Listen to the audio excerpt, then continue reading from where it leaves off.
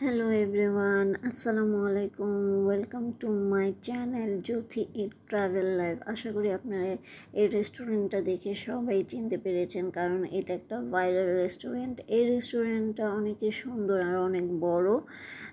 ছবি তোলার জন্য অনেক প্লেস আছে।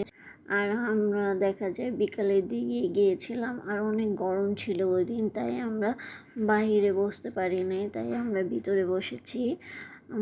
ভিতরে বসার জন্য আমাদের কিছুক্ষণ ওয়েট করতে হয়েছে, তারপর আমরা ভিতরে বসতে পেরেছি। বসে আমরা অর্ডার দিয়ে দিলাম স্যুপ আর হন্থন।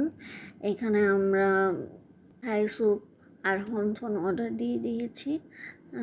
মোটামুটি ভালোই ছিল, মজাই ছিল, প্রাইসও রিজনেবল ছিল। তারপর আমরা অর্ডার দিয়ে দিলাম চাউমিন অ্যান্ড চিকেন ফ্রাই।